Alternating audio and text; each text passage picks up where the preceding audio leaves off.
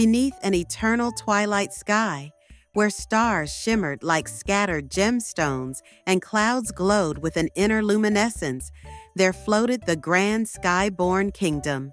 Suspended on islands of gleaming crystal, the kingdom was a masterpiece of magic and wonder, where rivers of liquid light coursed through the air and silver-winged creatures glided between towering spires of moonstone. At the heart of this world stood the Celestial Palace, its walls woven from strands of stardust, its halls echoing with the whispers of ancient enchantments. Here, Queen Alaris ruled, a being of ethereal grace, with hair like flowing nebulae and eyes that reflected the endless cosmos. She wielded the Ether Crown, an artifact of immeasurable power, binding the Skyborn Kingdom together. But not all was peaceful in the celestial realm. Far below, in the abyss where the sky met the unseen depths, stirred the shadows of the rift. Creatures of shifting void and endless hunger, they had long been kept at bay by the Queen's magic. Yet something had changed. An ancient force had awakened, and the shadows grew bolder. Among the Skyborn was a young girl named Leora, an orphan raised in the floating city of Oris. Unlike the nobleborn with their natural affinity for magic, Leora had always struggled to summon even the faintest spark of ether. Yet she dreamt of the stars, of something beyond the world she knew, as if destiny itself whispered her name. One fateful night, as the city lights dimmed for the celestial eclipse, Leora wandered through the crystal streets, her thoughts adrift. It was then she saw it, a dark rift tearing through the sky, writhing with shadowy tendrils. A deep voice, both alien and familiar, called to her from the abyss. Leora, the balance is breaking. You must come.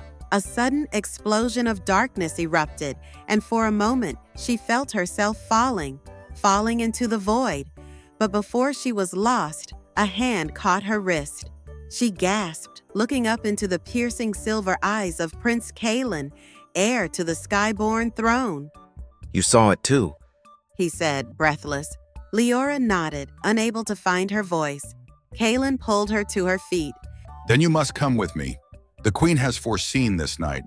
Leora had never imagined setting foot inside the Celestial Palace, let alone standing before Queen Alaris herself. The Queen studied her with a gaze that saw beyond sight, beyond time. The rift has called to you, the Queen murmured. You are bound to it, and so you must be the one to close it. But I have no magic. Leora stammered. The Queen's lips curved into a mysterious smile. Magic is not merely power, it is the will to shape the world, and yours has been hidden, waiting for the moment it is truly needed. Thus, Leora was given a task no Skyborn dared face alone. With Kalen at her side, she descended to the edge of the abyss, where the rift pulsed like an open wound in the sky. Creatures of darkness slithered forth, their hollow eyes burning with hunger. Kalen drew his star blade, its edge glowing with celestial fire. Stay close, he commanded. As the battle began, Kalen moved like a storm-given form, cutting through the shadows with unerring precision. But for every creature he struck down, more surged forth. Leora clenched her fists. She was powerless, wasn't she?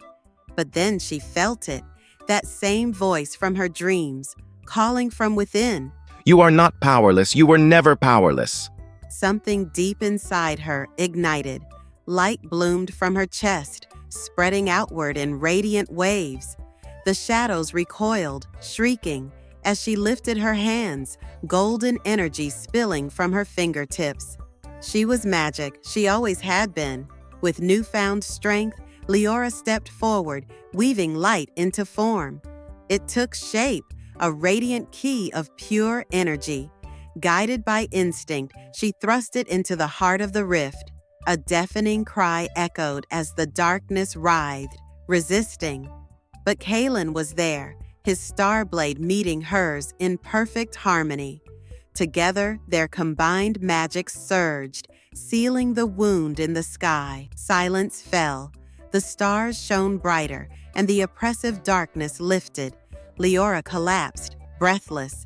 Kalen knelt beside her, awe in his eyes. You did it! He whispered. She looked at her hands, still glowing with golden embers. We did.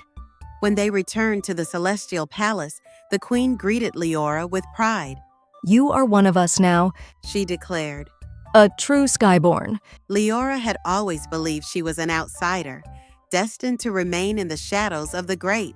But now she understood. She had been born for the light.